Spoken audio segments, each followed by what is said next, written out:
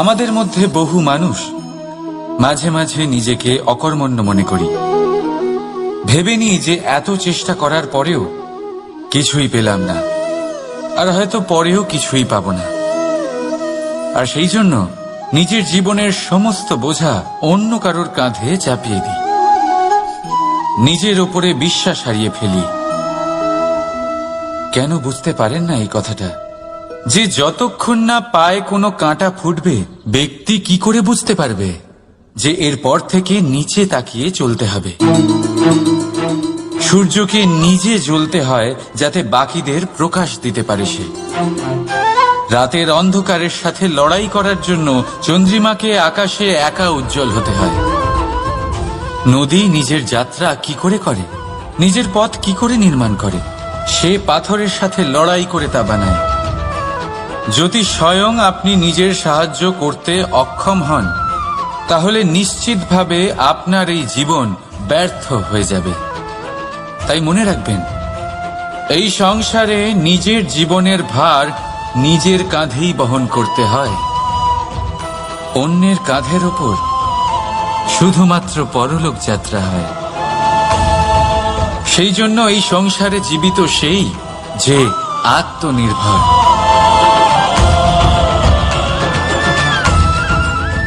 রাধা রাধা। আজ আপনাকে একটা গল্প শোনাচ্ছি। একদিন এক ব্যক্তি নিজের দ্বারে লিখে দিলেন, আজ আমি ভীষণ দুঃখী, আজ আমার সাথে কেউ দেখা করতে আসবেন না। কিছুক্ষণ পরে তার এক বন্ধু এলো, সে সেই লেখা পড়ল, তাও গিয়ে তার সাথে দেখা করল। সে বলল, আমি লেখাপড়া জানি না, কিন্তু আমার বন্ধুর মনের এই বেদনা, এটা আমাকে সবসময় ডাক দেয়। এরাই হলো আসল বন্ধু। কোনো কারণে আপনি যদি দুঃখ পান, কোনো সমস্যার সমাধান না বের করতে পারেন, এই সংসার থেকে আলাদা হয়ে যেতে চান, তাও এই বন্ধু আপনার সাথেই থাকবে। সমস্যার সমাধান না দিতে পারলেও আপনার সম্বল হয়ে অবশ্যই থাকবে। হয়তো আপনার দুঃখ কম করতে পারবে না, কিন্তু আশার আলো অবশ্যই দেখাবে। যখন আপনি সংসারের থেকে আলাদা হয়ে যান, তখনও আপনার সাথে যুক্ত থাকে আপনার এই বন্ধু, আসল বন্ধু। এবারে আমরা মানুষেরা বড়ই বিচিত্র। তারা সব সময় যে কোনো জিনিসের মাহাত্ম্য। কৃষক ভূমি কেনা প্রস্তুত করে, বীজ রোপণ না করে, তাহলে কি ফসল ফলবে? যদি কোনো যোদ্ধা যুদ্ধের পূর্বে নিজের অস্ত্রের ধার না দেয়, তাহলে সে যুদ্ধ কি করে লড়বে? এর মানে এটাই হলো যে সময় আপনার যখন আসার তখন অবশ্যই আসবে, কিন্তু ততক্ষণ এটাও গুরুত্বপূর্ণ যে আপনি নিজেকে তার জন্য তৈরি রাখুন। কারণ এই সুযোগ, এই কথাটা শুনতে যত ছোট, এটা আসেও ততটা কম সময়ের জন্য, তারপর চলেও যায়। এবার যদি সুযোগ আপনার হাতে আসে আর আপনি তার জন্য তৈরি না থাকেন, তাহলে আপনি সাফল্য কি করে পাবেন? তাই আপনি সঠিক সময়ের জন্য অপেক্ষা করুন, সেই সুযোগের জন্য অপেক্ষা করুন, কিন্তু ততক্ষণ নিজের চেষ্টার দ্বারা নিজেকে আরো সক্ষম করে তুলুন, কারণ সাফল্য আপনার জন্য অপেক্ষা করছে। শুধু আপনি তার জন্য তৈরি থাকুন। রাধা রাধা। বিন্দু বিন্দু জলেই সাগর নির্মাণ হয়। এবার এই কথা আমরা সকলে জানি। আপনি কি এই কথাটা জানেন যে ছোট ছোট সুখের দ্বারাই বড় সুখ লাভ করা যায়? একজন বাবাকে দেখুন, সন্তানের জন্ম থেকে তার যুবক হওয়া পর্যন্ত তার সাথে ছোট ছোট সুখ যাপন করেন। এই ছোট ছোট সুখগুলি তাদের প্রেমের সম্পর্কে গভীরতা নিয়ে আসে, এবং প্রেমের এই গভীরতা তাদের জীবনে বড় সুখ নিয়ে আসে।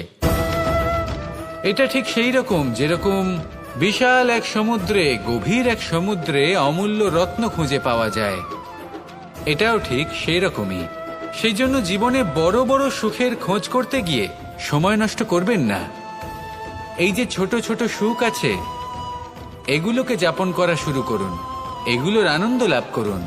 এগুলো নিয়ে উৎসব পালন করুন, প্রেমের গভীরতা বুঝুন, আর এই গভীর প্রেমে মন নিমজ্জিত করুন। তারপরে দেখুন এই মন আর এই জীবন সুপ্রসন্ন হয়ে বলবে, রাধা রাধা। এই সংসারে যখন সাফল্যের পথে আপনি অগ্রসর হবেন, তখন আপনার পরিশ্রম, একাগ্রতা, সাহসের সাথে সাথে সমাজের মানসিকতাও সহ্য করতে হবে। প্রত্যেক ব্যক্তি কিছু না কিছু ভাবেন, কিছু না কিছু বলেন। কিছু মানুষ এমন আছেন যারা ভাববেন যে আপনি কিছুই করতে পারবেন না, তারা আপনার নিন্দা করবেন, আর এই নিন্দার কথা ভেবেই আমরা ভয়ভীত হয়ে পড়ি। সেই কারণে নিজেদের আশা, নিজেদের বিশ্বাস হারিয়ে ফেলি। এবার যদি সেই নিন্দার ভয়ে আমরা লক্ষ্যচ্যুত হই, তাহলে সেটা অনুচিত। সেই জন্য জীবনে শুধু পরিশ্রম করতে থাকুন, সামনে এগোতে থাকুন। প্রাপ্তির উদাহরণ সবাইকে দেবে। আসুন আমার সাথে ভালোবেসে বলুন, রাধা রাধা। আমরা জীবনে চলতে চাই, সামনে এগোতে চাই, কিন্তু কখনো কখনো এমন হয় যে আমরা আমাদের লক্ষ্য দেখতেই পাই না। আমরা চিন্তিত হয়ে পড়ি, ব্যতীত হয়ে পড়ি, আমরা কিছু বুঝতেই পারি না। এই মন অশান্ত হয়ে যায়। কিন্তু যদি আপনি থেমে যান, তাহলে নিজের পথ এবং নিজের লক্ষ্য থেকে সরে যাবেন। সেই জন্য চলতে থাকুন, থামবেন না। রাধা। মানুষ সবসময় চায় যে তার জীবনে যেন কখনো কোনো সমস্যাই না আসে। সে চায় তার জীবন যেন শুধুমাত্র শান্তি এবং সুখের দ্বারা পূর্ণ থাকে। কিন্তু এই চাহিদা অনুচিত কিছু নয়। আমরা সবাই এটাই চাই যে জীবনে সুখ থাক, শান্তি থাক। কিন্তু এই কথা সবসময় মনে রাখবেন, যে সূর্য উদিত হন সংসারকে প্রকাশমান করেন, দুপুরবেলায় সংসারকে রৌদ্র প্রদান করেন, সন্ধেবেলায় তাকেও অস্ত যেতে হয়। এবার আমাদের জীবন চক্র কিছুটা এরকমই। কোনো কিছুই চিরকাল একরকম থাকে না। কখনো এই নদীকে দেখুন, যা বয়ে চলেছে। এই নদী যা বয়ে চলেছে তার পথেও অনেক বিপদ আসে। বড় বড় পাথরের সম্মুখীন হয়ে তাকেও সামনে এগিয়ে যেতে হয়। একটি পুকুর যা চারদিক থেকে ঘেরা, তার জীবনে কিন্তু কোনো সমস্যা নেই। কিন্তু এই সংসারে পুকুরের পুজো করা হয় না, পুজো করা হয় নদীকে। মনে রাখবেন, সমস্যার ঊর্ধ্বে তিনি উঠতে পারেন যিনি সমাধি লাভ করেছেন, যিনি এই সংসারেই নেই। যিনি এই সংসারে আছেন এবং জীবিত আছেন, তার জীবনের সমস্যা হলো শ্বাসবায়ুর মতোই গুরুত্বপূর্ণ। আসুন আমার সাথে ভালোবেসে বলুন, রাধা রাধা। সংসারে সকলে উঁচুতে উঠতে চায়, কেউ নত হতে চায় না। সবাই এটা মনে করে যে নত হওয়ার অর্থ হলো তাদের আত্মসম্মান এবং অহংবোধের বিরুদ্ধাচরণ করা। তাদের মনে হয় যে যদি আমরা নত হই, সংসার আমাদের দুর্বল মনে করবে, তাদের শৌর্য এবং তাদের ব্যক্তিত্বের অপমান হবে। কিন্তু এটা কি সত্যি? প্রত্যেকবার নত হওয়ার অর্থ কি সম্মানহানি হওয়া? কখনোই নয়। আপনি নিজের জীবনকেই দেখে নিন। আপনার কোনো অমূল্য জিনিস যদি নিচে পড়ে যায়, তাহলে তাকে কিভাবে তোলেন? সেই বস্তুকে তোলার জন্য আপনাকে নত হতেই হবে। আপনি বড়দের আশীর্বাদ কিভাবে লাভ করেন? আপনি নত হয়ে তবেই তাদের আশীর্বাদ লাভ করতে পারেন, তাই না? ভেবে দেখুন, আপনি একটা পথে হাঁটছেন, আপনি দেখতে চাইছেন যে আপনি সঠিক পথে হাঁটছেন কিনা, পায়ের নিচে কাঁটা পড়ে আছে কিনা। কিভাবে দেখবেন? আপনাকে সেই মাথা নত করেই দেখতে হবে। এর অর্থ কি? অর্থ খুব সহজ। প্রত্যেকবার নত হওয়া অনুচিত নয়, সেটা কোনোভাবেই সম্মানহানি নয়। পরিস্থিতি অনুসারে এবং যেখানে প্রয়োজন, আপনি নত হতে শিখে গেলে আপনি অনেক কিছুই লাভ করতে পারবেন। জ্ঞান, মান, গুণ, বিশ্বাস। সেই জন্য প্রয়োজন এবং পরিস্থিতি অনুসারে নত হতে শিখুন। এতে অনুচিত কিছুই নেই। আত্মসম্মান থাকা অত্যন্ত প্রয়োজনীয়, কিন্তু তা যেন কখনো অহংকারে পরিণত না হয়। এই বিষয়ে অবশ্যই নজর রাখবেন এবং আমার সাথে ভালোবেসে বলবেন, রাধা রাধা। আমরা সবাই জীবনে সুখ লাভ করতে চাই। শুধু জীবনে কেন, জীবনের পরেও আমরা সুখ লাভ করতে চাই। আমরা সকলে স্বর্গের কামনা করি। কিন্তু খুব সহজ একটা কথা, যদি আপনি স্বর্গলাভ করতে চান তাহলে প্রথমে মৃত্যু লাভ করতে হবে। আপনি যদি প্রাণই না দেন তাহলে আপনি স্বর্গলাভ কিভাবে করবেন, তাই না? শুধু এই ছোট্ট একটা বিষয় দ্বারা আমরা জীবনে অনেক কিছুই শিখতে পারি। যদি আপনার কোনো লক্ষ্য থাকে, কোনো মনোবাঞ্ছিত স্থান থাকে, কোনো বড় কাজ আপনি করতে চান, তাহলে সেই সবই হবে। কিন্তু শুধুমাত্র কামনা করলে হবে না, আপনাকে কর্ম করতে হবে, নিরন্তর প্রয়াস, পরিশ্রম, পথ খুঁজতে হবে, সামনে অগ্রসর হতে হবে। কখনো অসফল হলে তার কারণ খুঁজতে হবে, বিপদের সম্মুখীন হতে হবে, অন্তর থেকে নিজের শক্তি বাড়িয়ে তুলতে হবে। তবেই আপনি নিজের লক্ষ্য লাভ করতে পারবেন, মনোবাঞ্ছিত স্থান পাবেন। মহান নদী গঙ্গা একটি বিন্দু দ্বারা শুরু হয়, ধীরে ধীরে অগ্রসর হয়। কোনো পাথরে ধাক্কা খেলেও সে থামে না, বরং এগোতেই থাকে। তারপরেই সে মহান নদী গঙ্গা হয়ে উঠতে পারে। পরিশ্রম করুন, লক্ষ্য লাভ করুন, আর আমার সাথে ভালোবেসে বলুন, রাধা রাধা। এই সংসারে জয়লাভ করার জন্য, সাফল্য লাভের জন্য শক্তি, ধৈর্য, সাহস, মিত্রদের সঙ্গ, এই সব ছাড়া আর কি আছে যা অত্যন্ত প্রয়োজনীয়? বিশ্বাস। সত্যি কথা বলতে এই বিশ্বাস অত্যন্ত অমূল্য, কিন্তু এটা দুদিক খোলা তলোয়ারের মতো। এটা আপনাকে বলশালীও করে তুলতে পারে, শক্তিশালীও করে তুলতে পারে, আবার দুর্বলও করে তুলতে পারে। কিভাবে? যদি আপনি শুধুমাত্র অন্যের উপরে বিশ্বাস করেন যে ওনারা সবাই আমাকে সামলে নেবেন, আপনার বিশ্বাস শুধুমাত্র অন্যের উপর, আর সেই বিশ্বাসের ভিত্তিতে আপনি কর্ম করেন, তাহলে আপনি দুর্বলই হয়ে উঠবেন। কিন্তু এই বিশ্বাস যদি আপনি নিজের উপর রাখেন যে যাই হয়ে যাক না কেন, আমি নিজেকে ঠিক সামলে নেব, আমি আমার পথ বানিয়ে নেব, সব বিপদের সম্মুখীন আমি নিজে হব এবং জীবনে সামনে এগোতে থাকব, তাহলে এই বিশ্বাস আপনাকে বলশালী করবে। এবার সিদ্ধান্ত আপনার যে আপনি কি চান। এই বিশ্বাস আপনাকে বলশালী করবে নাকি দুর্বল, ভেবে দেখুন, আর আমার সাথে ভালোবেসে বলুন, রাধা রাধা। কথায় আছে যে স্বপ্ন এবং লক্ষ্য হলো একটি মুদ্রারই দুটি দিক। যতক্ষণ না স্বপ্ন দেখছেন ততক্ষণ বুঝবেন কি করে আপনার লক্ষ্য কি? স্বপ্ন দেখে যদি নিজের লক্ষ্য বুঝতে পারেন, সেটা পেতে চান, তবেই সেটা লাভ করতে পারবেন। কিন্তু স্বপ্ন এবং লক্ষ্য এই দুইয়ের মধ্যে একটা ভারসাম্য রয়েছে যেটা বজায় রাখা প্রয়োজনীয়। একে আমরা বলে থাকি পরিশ্রম। দেখুন, যদি আপনি স্বপ্ন দেখতে চান তাহলে পরিশ্রম ত্যাগ করে নিদ্রা লাভ প্রয়োজন। কিন্তু যদি আপনি লক্ষ্য লাভ করতে চান তাহলে আপনাকে নিদ্রা ত্যাগ করে পরিশ্রম করতে হবে। তাই আলস্য ত্যাগ করুন এবং সিদ্ধান্ত নিন যে আপনি কি চান। আপনার জীবনের এই তুলাদণ্ডে স্বপ্নের পাল্লা ভারী হওয়া প্রয়োজন নাকি লক্ষ্যের? আমার মতে এই দুইয়ের মধ্যে যদি ভারসাম্য বজায় রাখেন তবে পথ নিজে থেকেই সামনে আসবে। শুধু সেই পথে অগ্রসর হতে থাকুন এবং আমার সাথে ভালোবেসে বলুন, রাধা রাধা। বস্ত্র আমাদের সকলের প্রিয়, এটা আমাদের জীবনযাপনের জন্য প্রয়োজনীয়। আমরা সবসময় চেষ্টা করি সেই বস্ত্র পরতে যা পরলে আমাদের দেখতে ভালো লাগে।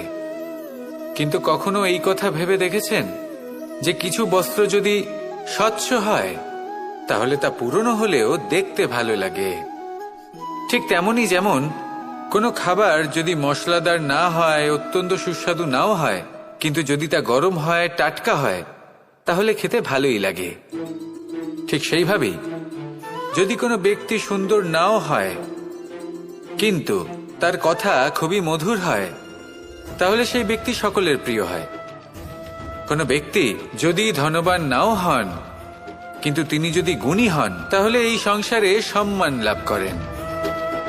সেই জন্য কখনো এই বিষয়ে দুঃখ পাবেন না যে আপনার কাছে ভৌতিক স্বাচ্ছন্দ্য নেই। আপনার কাছে সব থেকে বড় বস্তু, সব থেকে মূল্যবান বস্তু যেটা আছে সেটা হলো আপনার আত্মা, আপনার মন, আপনার বিচারধারা, আপনার গুণ, আপনার কথা। এগুলো সবসময় শুভ রাখুন এবং সবসময় নিজের সাথে রাখুন। এই জীবন সফল হবে এবং প্রেমময় হয়ে বলে উঠবে রাধা রাধা। ছোটবেলা থেকেই আমি গরু চড়িয়ে অভ্যস্ত, সেই জন্য সকলে আমাকে গোপাল নামে ডাকত। কিন্তু গোপাল হয়ে আমি একটা অমূল্য শিক্ষা লাভ করেছি। আমি দেখেছি যে গৌশালাতে অনেক বাছুরের মধ্যে একটি গাই তার নিজের বাছুরকে অবশ্যই চিনে ফেলে। যেখানে সমস্ত বাছুর একই রকম দেখতে এবং প্রত্যেকের স্বরও সমান, তারপরেও সকল বাছুরের মধ্যে নিজের বাছুরকে ঠিক চিনতে পেরে যায় এবং তার সাথেই থাকে। ঠিক এইরকমই কিছুটা হয় আমাদের কর্ম এবং তার কর্মফল। আপনি সবার মাঝে থেকেও কোনো কর্ম যদি করেন, সেই কর্মফল সবার মধ্যে আপনাকে চিনে ফেলবে এবং আপনার সাথেই থাকবে। তাই যখনই কর্ম করবেন ভেবে চিন্তে করবেন। কোনো কর্ম করার আগে একবার ভেবে দেখুন, তাহলে জীবনে বারংবার অনুতপ্ত হতে হবে না। কারণ বিষয়টা কিছুটা এরকম যে এই সংসারে আপনি কাল, কর্মফল এবং সময়, এই তিনের হাত থেকে কখনো লুকোতে পারবেন না, কখনো পালাতেও পারবেন না। আসুন আমার সাথে ভালোবেসে বলুন রাধা রাধা। জন্ম এবং মৃত্যু, একটি হলো জীবনের সূত্রপাত, আরেকটি জীবনের সমাপ্তি। এটা হলো একটি চক্র এবং প্রত্যেক চক্রের মতোই এটাও যেখান থেকে শুরু হয় সেখানে এসেই সমাপ্ত হয়। অর্থাৎ প্রত্যেক ব্যক্তি যারা জন্ম নিয়েছেন তার জন্মের সাথে এটা সুনিশ্চিত হয়ে যায় যে তার মৃত্যু হলো অবশ্যম্ভাবী। এই সংসারে এমন কিছুই নেই যা চিরকালের মতো থেকে যায়। এবার এটা আমরা সবাই জানি। আমাদের কাছে যে জীবনটা আছে, যেটা আমরা যাপন করতে পারি, সেই সময়কালে আমরা কি করতে পারি সেটা গুরুত্বপূর্ণ। এমন কিছু করুন যার ফলে মৃত্যুর পরেও আপনি অমর হয়ে থাকবেন। আমাদের কথা, আমাদের কর্ম এই সংসারে প্রেরণা প্রদান করতে পারে। আর যদি আমরা প্রেরণা নাও জোগাতে পারি, তাও এই সন্তোষ বোধ যেন থাকে যে আমরা আমাদের জীবন ব্যর্থ হতে দিইনি। এই জীবন যাপন করার ইচ্ছেতেই আমরা সময় ব্যর্থ করে দিই। আর এই জীবনকে যাপন করার সর্বশ্রেষ্ঠ উপায় হলো এটাই যে কখন আমাদের মৃত্যু হবে, কিভাবে আমাদের মৃত্যু হবে, এই চিন্তা ত্যাগ করে যেন আমরা বর্তমানে বেঁচে থাকি, আজকে বেঁচে থাকি, আজকে দাঁড়িয়ে কর্ম করি এবং আজ যে সংকট সামনে তার সম্মুখীন হই। ভবিষ্যতের পথ নিজে থেকেই উন্মুক্ত হবে। আপনার জীবনে অনেক বড় বড় বিপদরূপী পাথর আসবে। সেই পাথরগুলিকে এতটাই দুর্বল করে দিন যাতে সেই পথ আপনি অগ্রসর হওয়ার পরে আপনার পেছন পেছন যে সেই পথ দিয়ে আসবেন তিনিও যেন সহজেই পাথর চূর্ণ করে সামনে অগ্রসর হতে পারেন। মনে রাখবেন, আপনার প্রচেষ্টারও একটা মাহাত্ম্য আছে। যদি আপনি কোনো কেল্লার শিখরে পতাকা উত্তোলন নাও করতে পারেন, তাহলেও আপনার প্রচেষ্টার যে মাহাত্ম্য তা কখনো কমে যাবে না। সেই জন্য প্রচেষ্টা করতে থাকুন আর আমার সাথে ভালোবেসে বলুন রাধা রাধা।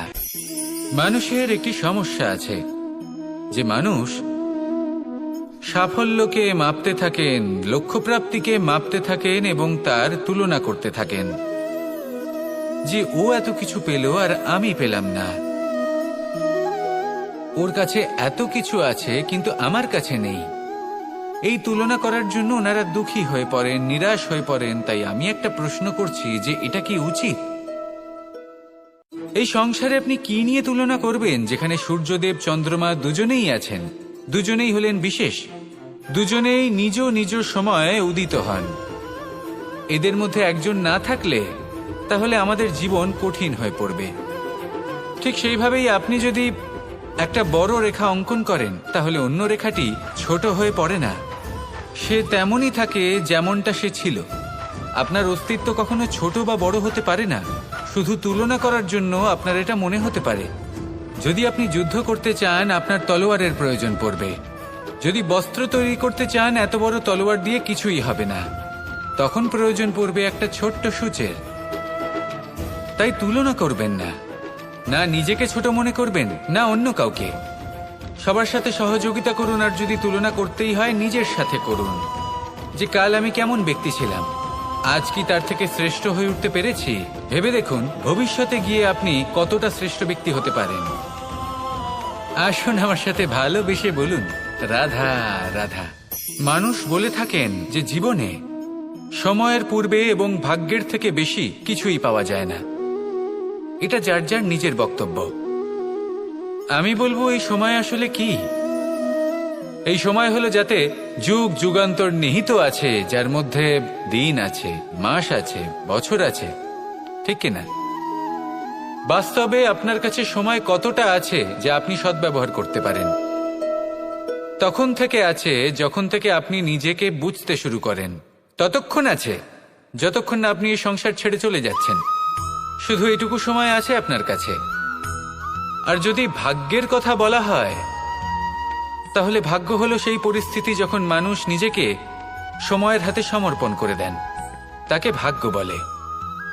অর্থাৎ আপনি জীবনে পরিশ্রম করেছেন, বিপদের সম্মুখীন হয়েছেন, সামনে এগিয়ে গেছেন, কোথাও পৌঁছে গেছেন, এবং তখন আপনার মনে হলো যে ব্যাস এখানেই থেমে যাওয়া উচিত।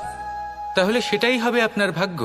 যদি ভাগ্যের কথা বলা হয়, তাহলে বলবো সত্যবানের ভাগ্যে মৃত্যু লেখা ছিল, কিন্তু সাবিত্রীর কর্ম তাকে পুনর্জীবিত করে তুলেছিল। অর্থাৎ এই ভাগ্য বদল করা সম্ভব কর্ম এবং পরিশ্রমের দ্বারা।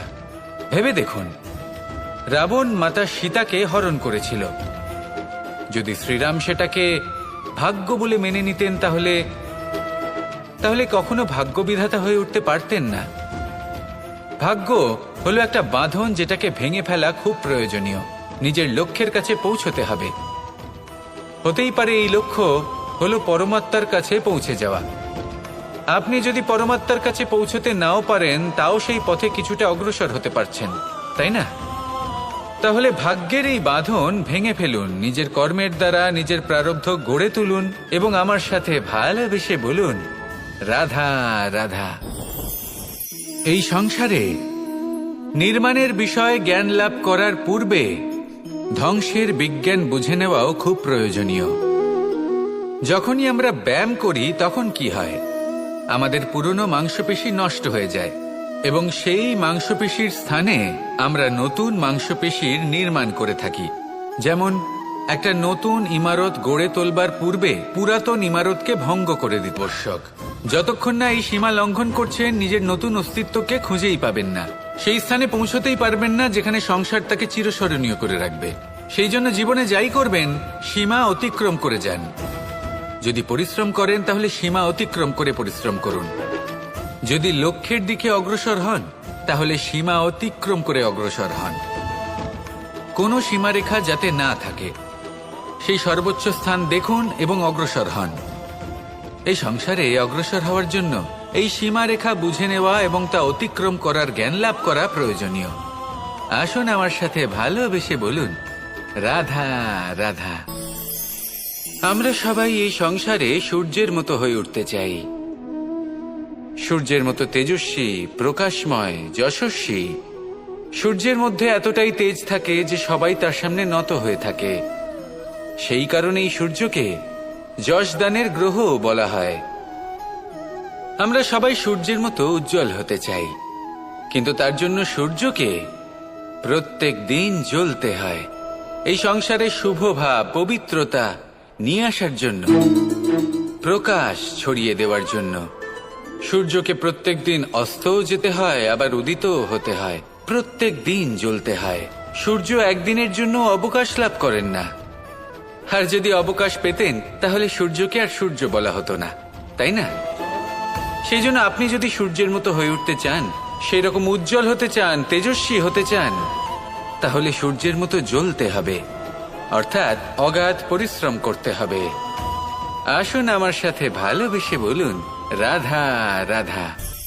যদি আমি স্থির করি, যদি নিশ্চিত করি একটা মূর্তি গড়ে তুলব, আর কিছুক্ষণ সেই কাজটা করে আবার কিছুক্ষণ পরে বন্ধ করে দিই, আবার কিছুক্ষণের জন্য কাজটা করে আবার সেই কাজ বন্ধ করে দিই, আবার কিছুক্ষণের জন্য কাজটা করে বলি ক্লান্ত লাগছে, কিছুক্ষণের জন্য বিশ্রাম নিয়ে নিই, যদি এইভাবে আমি কাজটা করি, তাহলে কি এই কাজ উচিত সময় এবং উচিতভাবে সম্পন্ন হবে? কখনোই নয়। শুধু তাই নয়, যে কোনো কাজ যদি পূর্ণ করতে হয়, উচিতভাবে করতে হয়, উচিত সময়ের মধ্যে করতে হয়, তাহলে প্রয়োজন সততার এবং অখণ্ড প্রচেষ্টার। সততা ছাড়া আপনি যে কাজই করুন না কেন, উচিত সময় তা সম্পূর্ণ হবে না, আর মনোবাঞ্ছিত ফল আপনি কখনোই পাবেন না। তাই যে কাজই আরম্ভ করুন না কেন সততার সাথে এবং অখণ্ড প্রচেষ্টার সাথে করুন, তখনই কর্ম এবং তখনই এই জীবন সফল হবে এবং এই মন প্রসন্ন হয়ে বলবে রাধা রাধা। জ্ঞান এবং অহংকার, এই দুইয়ের মধ্যে সম্পর্ক কোথায়? সম্পর্ক ঠিক সেরকম যেরকম হাত এবং কাকনের, যেমন চোখ এবং দৃষ্টির সম্পর্ক। এবার আপনি বলবেন, এ আমি কি বলছি? জ্ঞান এবং অহংকারের এমন সম্পর্ক কি করে হতে পারে? দেখুন, যে ব্যক্তি জ্ঞানী, যার কাছে জ্ঞান রয়েছে এবং তিনি জানেন যে তার কাছে জ্ঞান রয়েছে, তার মধ্যে নিজে থেকেই অহংবোধ জাগ্রত হয়। খুব কম সংখ্যক এমন জ্ঞানী ব্যক্তি আছেন যারা নিজেদের অহংকারের বিষয়ে আঁচ করতে পারেন। প্রকৃত জ্ঞানী হলেন তিনি, যিনি নিজের জ্ঞানের সদ্ব্যবহার করে অহংকারকে দূর করেন।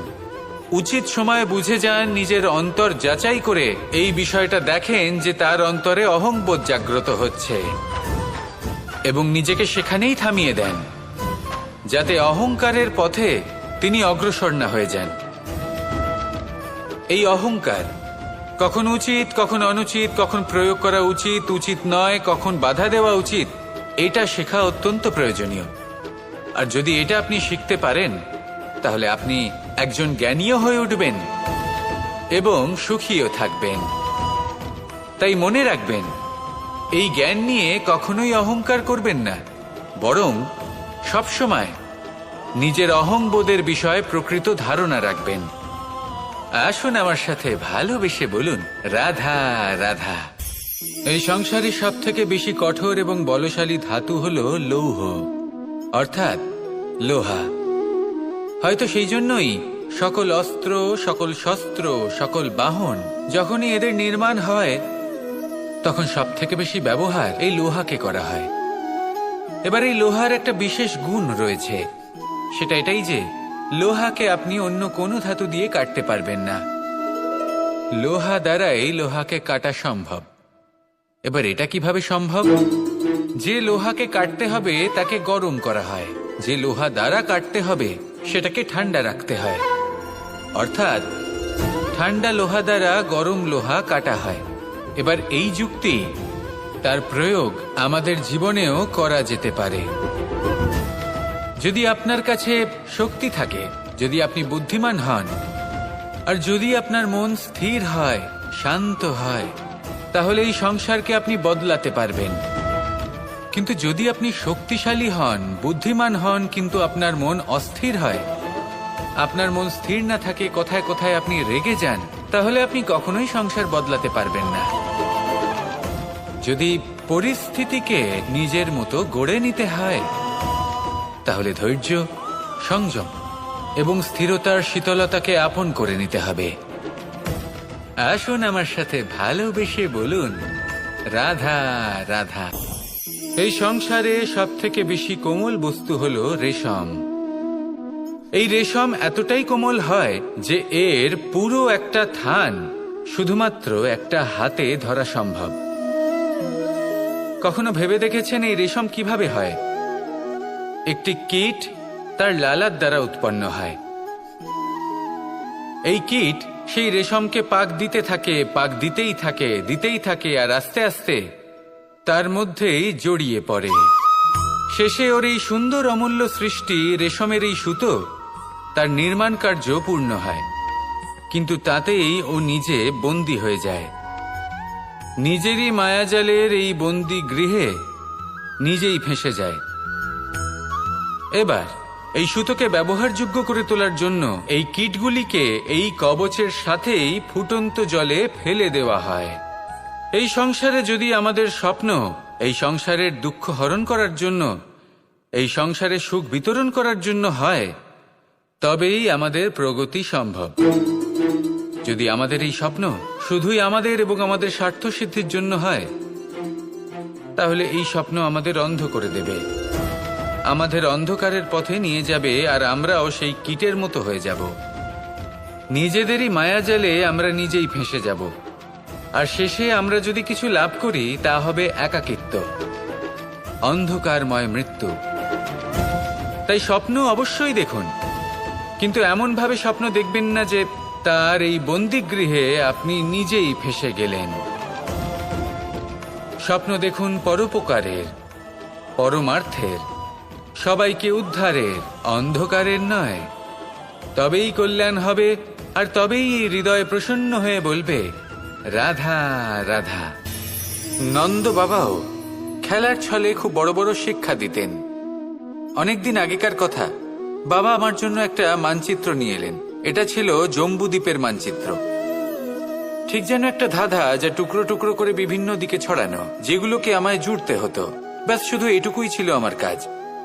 আমি বারবার প্রচেষ্টা করলাম, কিন্তু বারবার অসফলই রয়ে গেলাম। বাবা এটা দেখলেন এবং হাসলেন। বাবা বললেন, একটা কাজ করো, এই প্রত্যেকটি অংশকে উল্টে রাখো। আমিও উল্টে রাখলাম। তারপরে দেখলাম প্রত্যেক অংশে মানুষের শরীরের কোনো না কোনো অংশ চিহ্নিত। কোথাও হাত আছে, পা আছে, কোথাও মুখ আছে। বাবা বললেন যে এবার এটা জুড়তে চেষ্টা করো। আমিও জুড়ে দিলাম। মানুষের মানচিত্র পূর্ণ হলো। এবার বাবা বললেন, এটা উল্টে রাখো, মানচিত্র পূর্ণ আকার ধারণ করেছে। আমি বললাম, ঠিক আছে।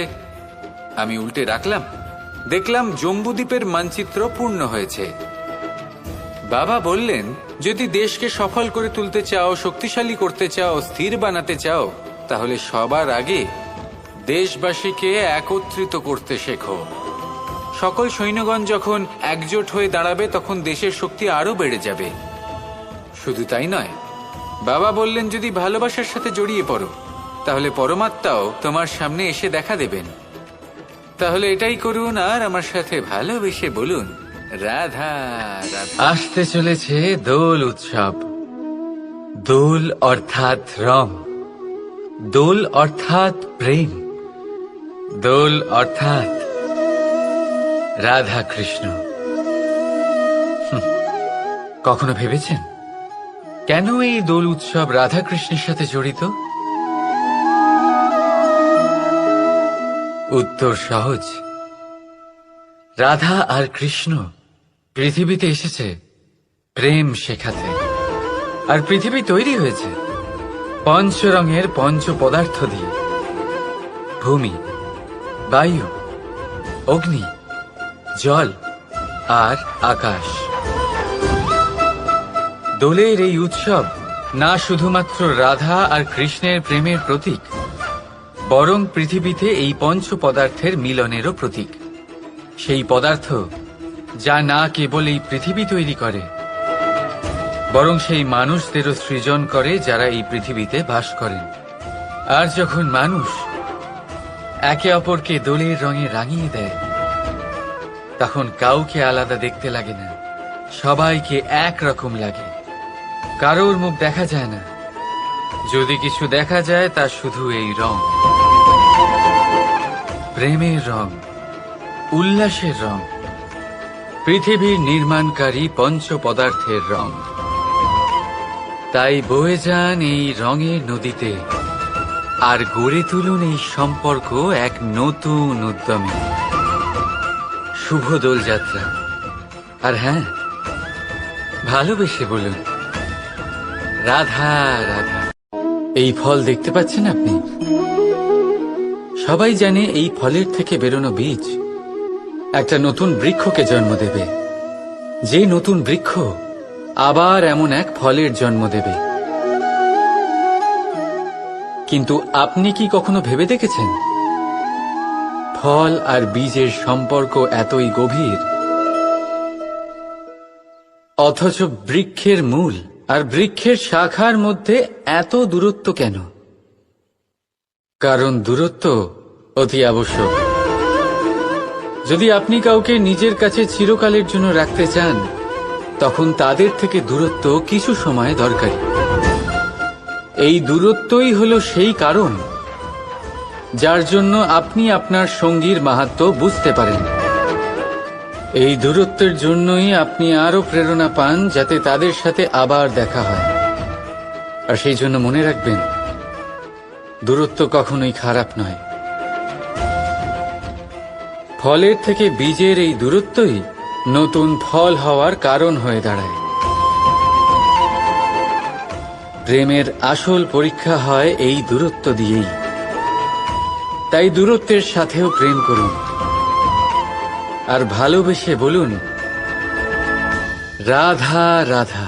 আকাশ থেকে ঝরে পড়া বৃষ্টির ফোঁটা বড়ই শীতল, মিষ্টি আর পবিত্র হয়, কিন্তু সবার ভাগ্য ভিন্ন ভিন্ন হয়। এবারে দেখুন, যদি কোনো ফোঁটা কলা পাতায় পড়ে তা শিশির হয়ে থেকে যায়। প্রকৃতির সৌন্দর্য বাড়ায়, প্রাণীদের তৃষ্ণা মেটায়। যদি কোনো ফোঁটা ঝিনুকে পড়ে তা মুক্ত হয়ে যায়, আর যদি কোনো ফোঁটা সাপের মুখে পড়ে তাহলে তা বিষ হয়ে যায়। এখানে সবার উৎপত্তি একই, কিন্তু গুণ ভিন্ন ভিন্ন হয়। কেন? কি কারণ এটার? কারণ হলো সংস্পর্শ। সংস্পর্শ বড়ই প্রভাবশালী হয়। চাইলে সে আপনার উত্তরণ ঘটাতে পারে, আবার চাইলে আপনার পতনও ঘটাতে পারে। এবার বৃষ্টির ফোঁটা এটা চয়ন করতে পারে না যে তার সংস্পর্শ কি হবে, তার ভাগ্য কি হবে। কিন্তু আমরা তো মানুষ, আমরা তো আমাদের সঙ্গ বাছতে পারি। তাই ভাবনা চিন্তা করে নিজের সঙ্গ বাছুন। এই চয়ন কিন্তু আপনারই, আর এর পরিণামও আপনাকেই ভোগ করতে হবে। রাধা রাধা।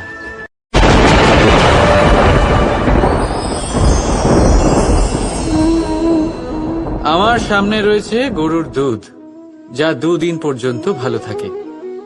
যদি এই দুধ গরম করে জমানো হয় তাহলে তৈরি হয় দই, যা 3-4 দিন অবধি ভালো থাকে। যদি এই দইকে মন্থন করেন তৈরি হবে মাখন, যা অনেক সপ্তাহ ভালো থাকে। আর যদি এই মাখন ফোটানো হয় তাহলে তৈরি হয় ঘি, যা বহু বছর ভালো থাকে। মানেটা বুঝলেন? তাপ আর মন্থন। জীবনে যত পরীক্ষায় উত্তীর্ণ হতে পারবেন, যত কষ্টের তাপ সহ্য করতে পারবেন, যত মন্থনের বাধা পেরোতে পারবেন, ততই যশ, শক্তি আর সামর্থ্য বাড়তে থাকবে।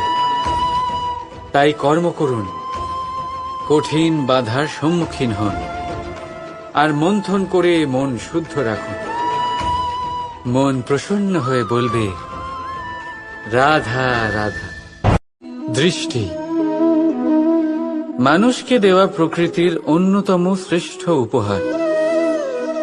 সেই দৃষ্টি যার জন্য মানুষ এই সংসার দেখতে পারে, নিজের পথ দেখতে পারে। কিন্তু সংসারে দৃষ্টি লাভ করেও সবাই মহান হতে পারে না, প্রসন্ন হতে পারে না। প্রসন্ন শুধুমাত্র তারাই হয় যাদের দৃষ্টিভঙ্গি শুভ হয়। এবারে যারা গোলাপে শুধুমাত্র কাঁটা খুঁজে পায়, তাদের হাত অবশ্যই সেই কাঁটা দ্বারা আঘাতপ্রাপ্ত হয়, কারণ তাদের দৃষ্টি শুধুমাত্র কাঁটা অবধি সীমিত থাকে। কিন্তু সুগন্ধ প্রস্তুতকারক পাপড়ি অবশ্যই খুঁজে বার করেন। কেন? একটু ভেবে দেখুন। যারা অন্ধকারে আলো পেতে চান, তাদের কাছে প্রদীপ ও সূর্যের মতো মনে হয়। কিন্তু যারা খুঁত বার করতে চান, তারা সেই প্রদীপের নিচে অন্ধকারই খুঁজে পান। যারা ভালোবাসা পেতে চান, তারা অচেনা মানুষের মধ্যেও স্নেহ খুঁজে পান। নয়তো কাউকে পেয়েও তাদের না চিনতে পারা মানুষের অভাব নেই। দৃষ্টি আমাদের দেখায়, কিন্তু দৃষ্টিভঙ্গি আমাদের সেটা দেখায় যা আমরা দেখতে চাই। যেমন আপনার ভাবনা হবে, সেটাই সত্যি হয়ে আপনার সামনে আসবে। তাই আপনার ভাবনাগুলিকে শুভ করুন, আর ভালোবেসে বলুন, রাধা রাধা।